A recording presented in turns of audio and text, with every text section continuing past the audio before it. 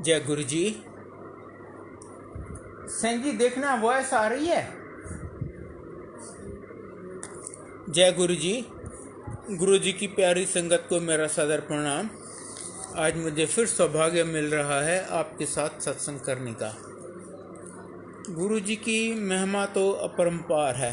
वो तो यूँ ब्लेसिंग्स लुटाते हैं, हम बहुत जल्दी रियलाइज़ करते हैं कि अरे हमारी झोली बहुत छोटी है, उनके हाथ बहुत बड़े हैं। यूँ कदम कदम पे वो ब्लेस करते रहते हैं। आज मैं आपको कुछ छोटे इंसिडेंट्स बताता हूँ जो कहने को तो छोटे होंगे पर उनकी इम्पॉर्टेंस बहुत है। सबसे पहला जो मुझे ध्यान में आ रहा है, अभी जस्ट अगस्त ख़त्म हुआ है, अगस्त का महीना था, सारी साल तो मुझे याद नहीं है। मंडे का दिन था, मैं बड़े मंदिर में थोड़ी सेवा कर रहा था। मुझे एक पेडिस्टल फैन शिफ्ट करना था just outside the main hall. Fan बहुत हेवी था और उस दिन बहुत बारिश हुई थी। जैसे ही मैंने फैन को अपनी तरफ खींचा, वो नीचे फ्लोर मार्बल, आर्टिफिशियल मार्बल है, कितना स्लिपरी है आप जानते हैं। वो मेरे दोनों पैर आगे स्लिप हो गए और मैं पीठ और सर के बल जाके गिरा। फैन बहुत हेवी था, मैंने अच्छी तरह पकड़ा हुआ था। फैन मेरे ऊपर, मैं तो वहीं दब गया। यहाँ से दो तीन चारों तरफ से दो चार सेवादार भागते आए, आके पहले फ़ैन उठाया, फिर मुझे उठाया। कोई मेरे सिर की मालिश कर रहा है, कोई मेरे पीठ की मालिश कर रहा है। कहते हैं अंकल आपको तो बहुत चोट लगी होगी। मैंने कहा नहीं, मुझे तो कुछ भी नहीं हुआ। जबकि मुझे बहुत सीवियर ऑस्टियोपोरोसिस है। जिस तरीके से मैं गिरा था, ये निश्चित है कि मेरी स्पाइन दो चार जगह टूटती और मेरी बाकी ज़िंदगी इधर कोमा में या बिस्तरे पे गुजरती। पर मुझे कुछ भी नहीं हुआ, मैंने एक पेन किलर भी नहीं लिया। अब आप मोर इम्पॉर्टेंट पार्ट सुनिए। जब मेरे साथ ये हुआ just outside the main hall, मेरी अपनी आंटी मेन हॉल में ध्यान में बैठी हुई थी।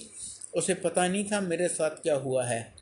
वो ध्यान में देखती है कि गुरुजी मेन ड्राइववे में पैदल चल के आ रहे हैं और एग्जैक्टली जैसे मैं गिरा था गुरुजी गिर जाते हैं। तो वो गुरुजी को कहती है, गुरुजी आप तो हम लोगों को बचाते हैं, आज आप कैसे गिर गए? गुरुजी कहते हैं नहीं नहीं, मैं गिरा नहीं हूँ। आज बारिश है ना, आज मेरी संगत के बहुत लोग यहाँ गिरेंगे। मैंने उन सब का कष्ट अपने ऊपर ले लिया है। Can you beat it? ये हैं हमारे गुरुजी। अपने भक्तों की हर मुसीबत अपने ऊपर ले लेते हैं।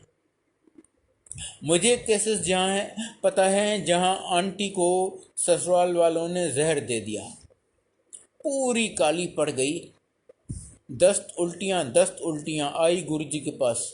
गुरुजी कहते हैं चल मेरे चरण दबा।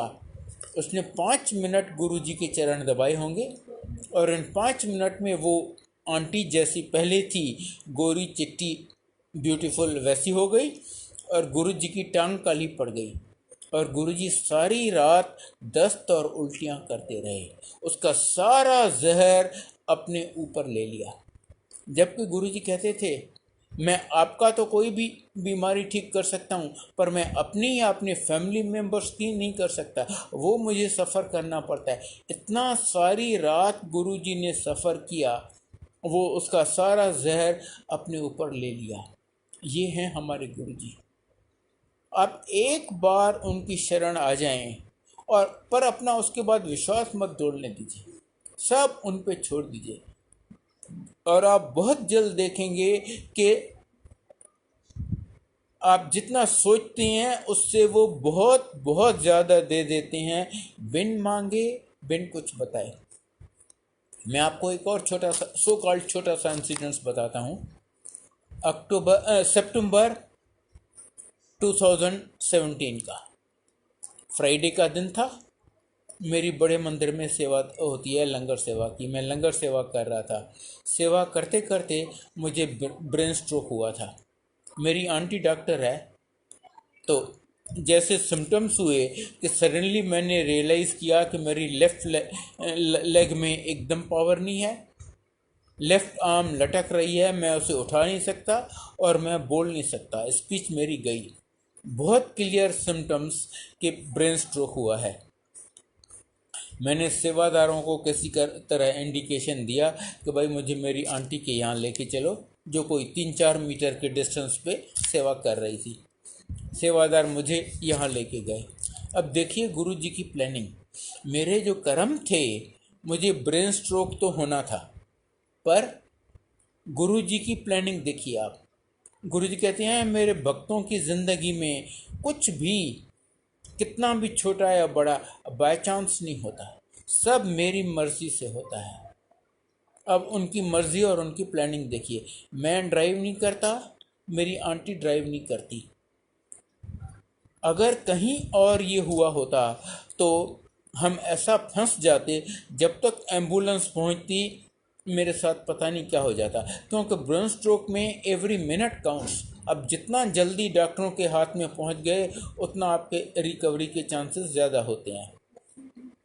मुझे ऐसी जगह गुरुजी ने ब्रेन स्ट्रोक करवाया जहां चारों तरफ मेरे सेवादार हैं, और आप जानते हैं वो कितने हेल्पफुल हैं। वो मुझे मेरी आंटी के पास लेके गए। जैसे वो मुझे पकड़ के ले जा रहे थे, सामने से एक एम्स का रिटायर्ड डॉक्टर आ रहा था। वो तो मेरी चाल देख के समझ गया कि इसको ब्रेन स्ट्रोक हुआ है। गुरुजी की कृपा से उसके जेब में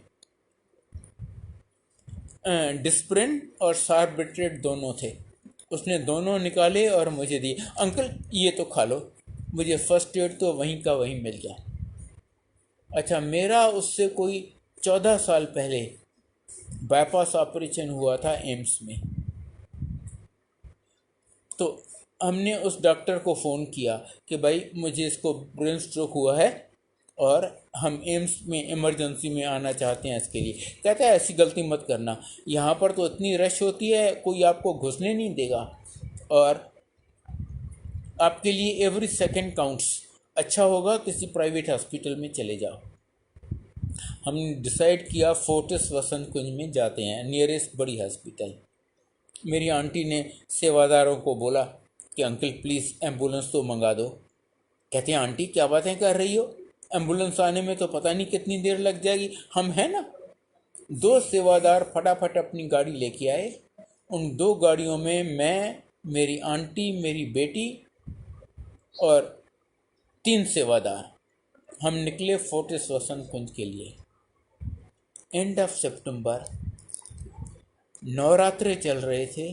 रात को 9 बजे का टाइम लगभग। आपको पता है छतरपुर रोड पे ट्रैफिक की क्या हालत होती है, पर गुरु जी की कृपा से हमें कहीं भी एक भी ज़रा सी ट्रैफिक नहीं मिली, एक भी रेड लाइट नहीं मिली, और हम फटाफट फोर्टिस वसंत कुंज पहुंच गए। जैसे ही हम यहाँ से निकले, मेरी आंटी ने दोनों बेटों को फ़ोन कर दिया कि पापा को ये हुआ है। बड़ा बेटा एंड्रूसगंज में रहता है, वो, उसकी आंटी, 2 छोटे बच्चे तैयार हुए, वो निकले वहाँ से। उसको आना था वाया साउथ एक्सटेंशन, जहाँ उन दोनों मेट्रो का काम चल रहा था, और होल ऑफ अरिंदोमार यूसुफसरा market notorious again for traffic jams. पर गुरु जी की कृपा से उसको भी कहीं भी ज़रा सी ट्रैफिक नहीं मिली। वो फटाफट फोर्टिस पहुंच गया। इनफैक्ट जब तक हम पहुंचे वो उससे पहले ही वहां पहुंच गया था, और वो नर्सेज और ट्रॉली लेके हमारे रिसेप्शन के लिए इमरजेंसी गेट पे खड़ा था। मुझे फटाफट वो अंदर लेके गए, मेरा 1-2 टेस्ट किया। कहते हैं हाँ जी ब्रेन स्ट्रोक तो हुआ है, पर छोटा सा क्लॉट था, वो कहीं मूव कर गया है, हम उसको लोकेट नहीं कर पाए गए, पर you are out of danger, कोई घबराने वाली बात नहीं है। चलिए हम आपको आईसीयू में एडमिट करते हैं, आपको 3-4 दिन ऑब्जर्वेशन के लिए रखेंगे। हमने कहा मैं एवरी मिनट में बेटर बेटर फील कर रहा हूँ और आप कह रहे हो मुझे आईसीयू में रखेंगे, ये तो लूटने वाली बात हो जाएगी। मेरी आंटी ने कहा नहीं, आप इसे डिस्चार्ज कर दो। हमने ज़बरदस्ती अगेंस्ट मेडिकल एडवाइस डिस्चार्ज करवा लिया। हमने कहा चलो हम एम्स चलते हैं, हमें उनमें ज़्यादा विश्वास है। जबकि हमें वार्न किया गया था हम, आप यहाँ घुस नहीं सकोगे। हम बेटे की गाड़ी में एम्स गए। वहाँ पर उन्होंने इमीडिएटली मेरे को अटेंड किया, इमरजेंसी में लेके गए, एक दो टेस्ट और किया, कंफर्म किया कि हाँ ब्रेन स्ट्रोक था, पर वो छोटा सा क्लॉट था, हम लोकेट नहीं कर पा रहे। 2-3 घंटे के बाद नर्स आती है, कहती है भाई साहब इमरजेंसी वार्ड में एक बिस्तरा खाली हो रहा है, आप वो बिस्तरा ले लीजिए। माइंड यू, गुरु जी की कृपा देखिए, जहाँ मुझे वार्न किया गया था कि आप घुस नहीं सकोगे, मुझे बिस्तरा मिल गया। तब तक सैटरडे मॉर्निंग हो गया, डॉक्टर्स आए, देखा, एक आध टेस्ट और किया, कंफर्म किया, हाँ जी आप खतरे से बाहर हैं, पर आपको यहाँ रहना पड़ेगा अभी। अगले दिन कहते हैं कि आज तो संडे है, आज तो कोई सीनियर डॉक्टर आएगा नहीं। हमने कहा तो फिर हम यहाँ क्या कर रहे हैं, हमें शॉर्ट लीव दे दो। हम शॉर्ट लीव लेके बेटे के यहाँ एंड्रूसगंज चले गए। मंडे मॉर्निंग को फिर हम वहाँ गए, मेरा एक आध टेस्ट और हुआ, कंफर्म किया, कहते हैं हाँ जी आपका ब्रेन स्ट्रोक तो हुआ था पर you are out of danger, हम उसको लोकेट नहीं कर पा रहे, इतना छोटा क्लॉट था, वो मूव कर गया है। हाँ आपको ये 2-3 टेस्ट और करने पड़ेंगे और आपको 6-8 महीने अच्छी खासी फिजियोथेरेपी करवानी पड़ेगी, तभी आप नॉर्मल होंगे। हमने पूछा ज़रूरी है हम ये टेस्ट यहाँ रह के करवाएं? कहते हैं नहीं नहीं, चाहो तो डिस्चार्ज ले लो, ये टेस्ट बाद में आके ओपीडी में करवा लेना। हमने मंडे इवनिंग को ही डिस्चार्ज ले लिया, घर आ गए। वो टेस्ट मैंने बाद में करवाए, गुरुजी की कृपा से सब रिजल्ट्स ठीक आए। इन्होंने कहा था आपको 6-8 महीने बहुत अच्छी फिजियोथेरेपी करवानी पड़ेगी। मैंने एक दिन भी फिजियोथेरेपी नहीं करवाई। गुरुजी बैठे हैं ना, डॉक्टरों के डॉक्टर, गुरुजी की कृपा से मैं आज एकदम ठीक हूँ, आपके सामने। अच्छा, मैं वहाँ से डिस्चार्ज हुआ मंडे नाइट को। हमारा प्रोग्राम था कि फ्राइडे मॉर्निंग को लॉन्ग वीकेंड था, हम ऋषिकेश हरिद्वार जाएंगे छोटे बेटे और उनकी फैमिली के साथ घूमने। हमने बेटे को बोला बेटा अभी तो 3 दिन पहले तो ये इतना सब हुआ है, हम ऐसा जाएं ये ठीक नहीं है, हम नहीं चलते, आप तीनों चले जाओ। कहते हैं नहीं पापा, अगर आप नहीं चलोगे ना तो हम भी नहीं जाएंगे। ठीक है, बाद में हम सब साथ चलेंगे। हमने सोचा बेटा बहू तो बड़े हैं, समझ जाएंगे, उनको एक छोटी बच्ची है, वो सोचेगी अरे दादू की वजह से हमारा भी ट्रिप खराब हो गया। हमने कहा अच्छा चलो हम भी चलते हैं। फ्राइडे मॉर्निंग को हम ऋषिकेश गए, सारा बड़े बेटे छोटे बेटे, उसकी आंटी और उसकी बेटी के साथ सारा दिन हम ऋषिकेश घूमे। सैटरडे को हम हरिद्वार घूमे। संडे मॉर्निंग को हम ऋषिकेश पे त्रिवेणी घाट में गए नहाने। वहाँ घाट पे नहा रहे हैं। बेटे को किसी ने बोला था अरे यार ऋषिकेश जा रहे हो, थोड़ा हमारे लिए गंगा जल तो लेके आना। उसने एक बोतल ली हाथ में और सोचा कि जितना किनारे से दूर पानी लूँगा ना उतना साफ मिलेगा। एक बहुत बड़ी चट्टान को पकड़ के एक कदम रखा, दूसरा रखा, तीसरा रखा, फर्स्ट क्लास। जैसे ही चौथा कदम रखा वो लुढ़क गया। एक गोता लगाया, दूसरा लगाया, तीसरा लगाया। हम सब, उसकी आंटी, उसकी बेटी, माँ बाप, चारों चिल्ला रहे हैं अरे किसी को स्विमिंग आती है, बचाओ बचाओ, वो डूब रहा है, वो डूब रहा है। कोई सामने नहीं आया। और जैसे वो गोते खा रहा था, विश्वास रखिए हमें ज़रा से भी उम्मीद नहीं थी कि वो आज बच सकता है। बस चिल्ला रहे हैं हम, किसी को ये वो नहीं आया कमेंट अकल कि भाई गुरुजी को याद कर लें। पर गुरुजी तो हमेशा अंग संग रहते हैं। अचानक हमने देखा कि बेटा बड़े आराम से बाहर आ रहा है। अरे तू बाहर कैसे आ गया? कहता है जी मुझे अकल आ गई। मैंने कहा गुरुजी बचाओ। ऑफकोर्स वो नहीं कहता तो भी गुरुजी तो साथ रहते ही हैं। कहते हैं ना मैं तो हमेशा आपके अंग संग रहता हूँ। कहता है जैसे ही मैंने बोला गुरुजी बताओ, पता नहीं कैसे मेरे पैर के नीचे ज़मीन आ गई और वो बड़े आराम से बाहर आ गया, जैसे कुछ हुआ ही नहीं हो। बाद में हमने देखा कि वहाँ पर एक छोटा सा बोर्ड लगा हुआ था कि यहाँ पर रिवर बेड सडनली डाउन होता है, संभल के जाइए। और 2 दिन पहले वहाँ पर 3 लड़कों की मौत हो चुकी थी। गुरुजी यूं आपको हथेली पे उठा के रखते हैं, पल पल आपका ध्यान रखते हैं। हम सब बहुत भाग्यशाली हैं कि गुरुजी ने हमें अपनी शरण में ले लिया है। किसी आंटी ने गुरुजी से पूछा, गुरुजी आप मेरा हाथ तो छोड़ नहीं दोगे? कहते हैं मेरे को तो ये चॉइस ही नहीं है, आप जब चाहो मेरा हाथ छोड़ सकती हो, पर मैंने अगर किसी भगत का एक बार हाथ पकड़ लिया मैं उसे कभी नहीं छोड़ता। इनफैक्ट कहते हैं, गुरुजी कहते हैं कि मैं पृथ्वी पर जन्म लेके सिर्फ इसलिए आता हूँ, इस मनुष्य रूप में इसलिए आता हूँ ताकि जो पता है मेरे भगत पता नहीं कितने जन्मों से मेरे भगत रह चुकी हैं, उनको इकट्ठा करने और उनको ब्लेस करने के लिए ही आता हूँ। एक बार एक आंटी आई गुरुजी के पास, कहती है गुरुजी आज तो मुझे ब्लेस कर दीजिए, मुझे आपकी ब्लेसिंग्स की बहुत ज़रूरत है। गुरुजी कहते हैं मैंने तो तेरे को 350 साल पहले भी ब्लेस किया था, अब बताइए 350 साल में कितने जन्म हो गए? आपको पता है या मुझे पता है? ये सिर्फ उनको पता है।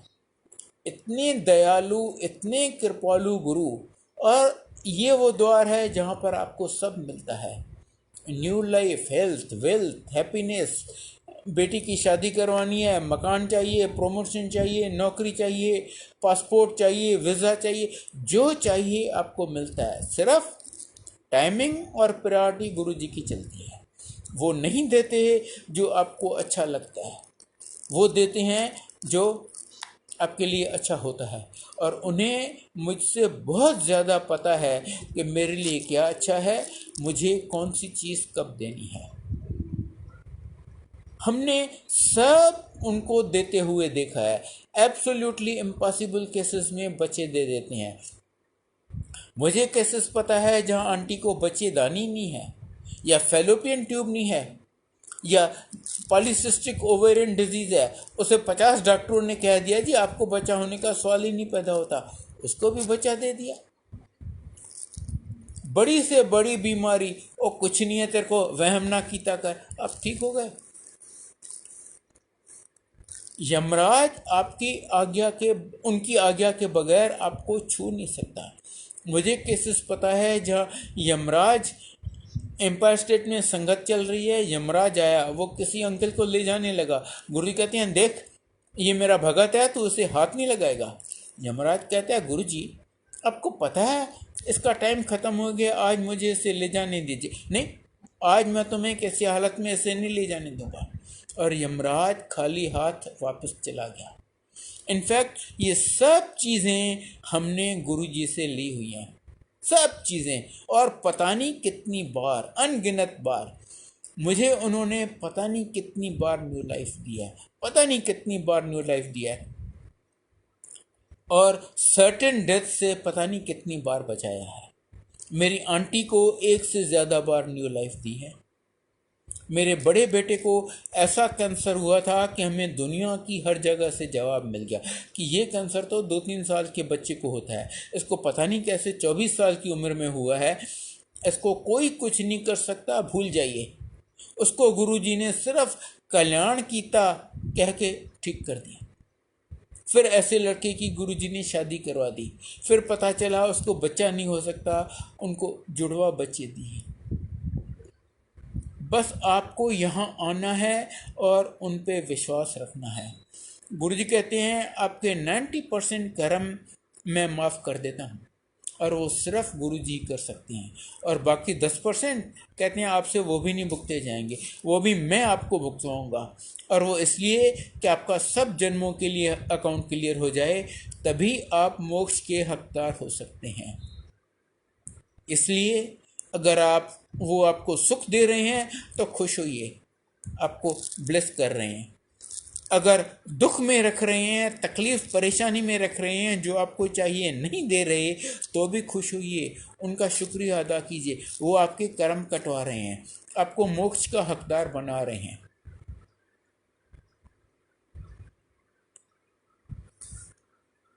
इसीलिए शब्द आता है सुख होवे दुख होवे सदा शुक्र मनावा। बाकी उनको कुछ भी देने में देर नहीं लगती। मैंने आपको बताया हमने सब उनसे लिया हुआ है, पर वो पहले कहते हैं मैं आपके पहले कर्म कटवाऊंगा, नहीं तो आपको फिर वो कर्म कटवाने के लिए फिर जन्म लेना पड़ेगा, फिर 84 लाख की जूनियों में भटकना पड़ेगा। इसलिए उन पे थोड़ा सा विश्वास रखिए।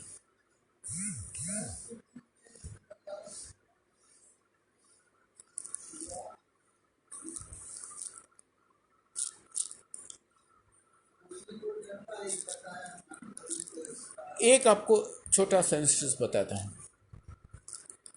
एक अंकल अपनी ऑफिस में सस्पेंड हो गए थे।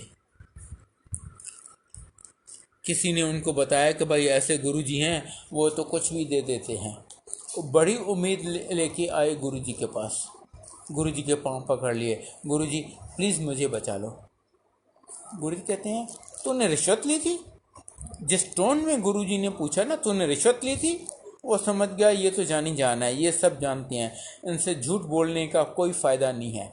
इमीडिएटली मान गया, हाँ जी गुरुजी। कहते हैं तेरी आंटी को 5 किलो का ट्यूमर है। 5 किलो समझती हैं?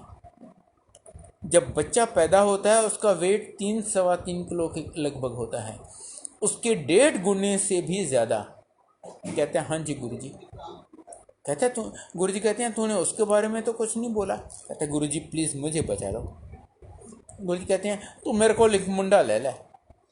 उसको 17-18 साल के 2 बेटे थे। उसने सोचा यार इस उम्र में मैं बैठ के मुंडा प्रोड्यूस करूं तो मेरे दोस्त तो मेरे ऊपर हंसेंगे। नहीं गुरुजी मुझे मुंडा नहीं चाहिए, मुझे बचा लो।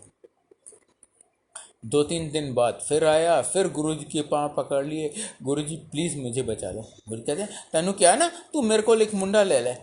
नहीं गुरुजी मुंडा नहीं चाहिए, मुझे बचा लो। 2-3 दिन बाद फिर आया, फिर वही डायलॉग रिपीट हुआ।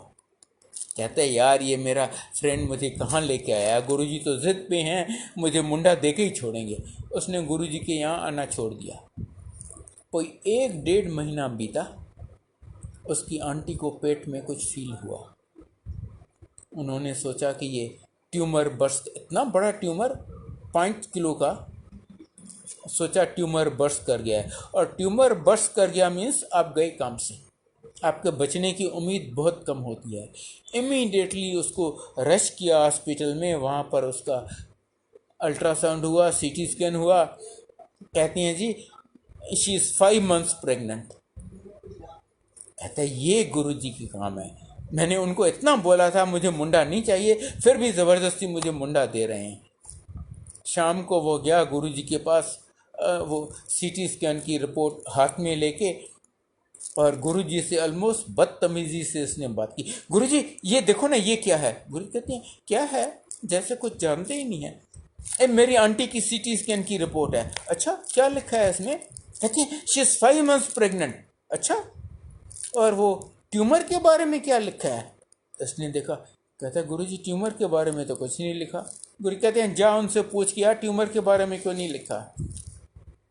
ये अगले दिन गया, डॉक्टर साहब आपने ट्यूमर के बारे में क्यों नहीं कुछ लिखा?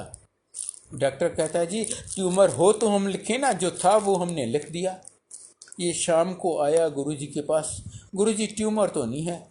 गुरुजी कहते हैं हुण तू डिसाइड कर ले, तेन ट्यूमर चाहिए या मुंडा चाहिए। आप समझ सकते हैं उसने क्या डिसाइड किया होगा। 4 महीने के बाद उसको मुंडा हुआ, जो गुरुजी ने पहले बोला था कि मेरे को एक मुंडा ले ले। और उसके कोई 6-8 महीने बाद वो अपने रिश्वत के केस में बरी हो गया, जबकि उसने खुद माना था कि उसने रिश्वत ली है। ये हैं हमारे गुरुजी, देते सब हैं, जो भी आपको चाहिए, जो चाहिए वो देते हैं, पर शर्त ये कि वो आपके लिए अच्छा होना चाहिए। गुरुजी कहते हैं पहले मैं आपको लाइफ देता हूँ, अगर लाइफ ही नहीं है तो और कुछ लेके क्या कर लोगे। उसके बाद हेल्थ, अगर लाइफ है पर आप ICU में पड़े हो, रोज़ 1-1.5 लाख का खर्चा हो रहा है, ऐसी लाइफ का कि 4 आदमी आपकी सेवा में लगे रहे हैं सारा दिन, तो ऐसी लाइफ का क्या फ़ायदा। तो पहले लाइफ, फिर हेल्थ, फिर वेल्थ, फिर आपको जो और चाहिए। बेटी की शादी करवानी है, नौकरी चाहिए, पासपोर्ट चाहिए, व्हाटएवर, मिलता सब है, सिर्फ टाइमिंग और प्रायोरिटी उनकी चलती है। मैं आपको एक और छोटा सा इंस्टेंस बताता हूँ मेरे अपने ब्रदर का। मेरा सबसे ये है अर्ली 2000 का। मेरा सबसे छोटा ब्रदर, वो 50 का भी नहीं था, उसको निमोनिया हुआ था। और निमोनिया तो छोटी चीज़ है, गुरुजी तो कैंसर को चुटकी में गुम कर देते हैं। मैंने गुरुजी को बताया, कुछ मांगा नहीं माइंड यू, सिर्फ बताया गुरुजी मेरे छोटे भाई को कैंसर हुआ है। इमीडिएटली कहते हैं उन्हें जान दे, उन्हें जान दे। मैं चकरा गया। मैंने कहा गुरुजी ने मेरे बेटे का कैंसर चुटकी में ठीक कर दिया था, नमूनिया इनके लिए क्या बड़ी चीज़ है। मैं तो यूँ मेरा मुंह खुला, मैं उनकी तरफ देखने लग गया कि आज गुरुजी को क्या हुआ है। तो उन्होंने मुझे समझाया, कहते हैं अगर मैंने इसको बचाया तो ये अपनी फैमिली को फाइनेंशियली रुइन कर देगा। अब ये चीज़ मेरी समझ से बाहर थी। उस डेट को वो अपनी फैमिली का ओनली अर्निंग मेंबर था। उसकी वाइफ हाउस वाइफ थी, नॉट वर्किंग। बेटा इंजीनियरिंग कॉलेज में, बेटी 11वीं या 12वीं में। उसने अच्छा खासा मकान बनाया था लोन लेके, वो लोन रीपे करना था उसको। मैंने कहा ये तो अगर मर गया तो इसकी फैमिली को तो भीख मांगनी पड़ेगी। पर गुरुजी कहते हैं नहीं, अगर मैंने इसको बचाया तो ये अपनी फैमिली को फाइनेंशियली रुइन कर देगा। और 3-4 दिन के अंदर वो मर गया। आज उसका बेटा इंजीनियर है, मैरिड, बाल बच्चे well settled in Australia, in Melbourne. बेटी उसने पढ़ाई ख़त्म कर ली, शादी हो गई, वेल सेटल्ड इन ऑस्ट्रेलिया। और माँ बेटे के साथ मेलबर्न में रह रही है, ऑस्ट्रेलिया में। अब उस दिन मैं ये सोच भी नहीं सकता था कि ये कैसे हो सकता है, पर ये हुआ। गुरुजी को हमसे बहुत ज़्यादा, वो तो त्रिकालदर्शी हैं। वो तो मेरा पास्ट, प्रेजेंट और फ्यूचर जानते हैं। उन्हें पता था उसके लिए क्या अच्छा है, कौन सी चीज़ कब देनी है। तो मेरी आपसे यही विनती है कि बस गुरुजी के पास आते रहिए और उनकी ब्लेसिंग्स लेते रहिए। और प्लीज़ उनसे कभी कुछ मांगिएगा मत, क्योंकि मैं मांगूंगा तो अपनी हैसियत के मुताबिक, वो देंगे तो अपनी हैसियत के मुताबिक। कहाँ उनकी हैसियत, कहाँ मेरी हैसियत, ज़मीन आसमान का फ़र्क है। दूसरा, जो चीज़ आप मांग के लेते हैं वो टेम्पररी होती है, वो हमेशा आपके पास नहीं रह सकती। आज नहीं तो कल वो आपको लौटानी पड़ती है। और तीसरा एंड मोस्ट इम्पॉर्टेंट, आपको पता ही नहीं जो आप मांग रहे हैं वो आपके लिए अच्छा है या नहीं है। जैसे मैं अपने ब्रदर की लाइफ मांग रहा था उनसे, इनडायरेक्टली, ऑफ कोर्स मैंने बोला नहीं मुंह से, पर मेरा मतलब तो यही था। पर उन्हें पता है उसके लिए क्या अच्छा है, उनकी जजमेंट पे छोड़ दीजिए। और फर्स्ट हैंड एक्सपीरियंस से मैं आपको गारंटी दे सकता हूँ कि आप जितना सोचती हैं उससे बहुत ज़्यादा ले जाएंगे, बिन मांगे, बिन एक अक्षर बताए। May guru ji bless each one of you. आप सब पे गुरु जी की कृपा हमेशा बनी रहे। जय गुरु जी, जय गुरु जी, जय गुरु जी।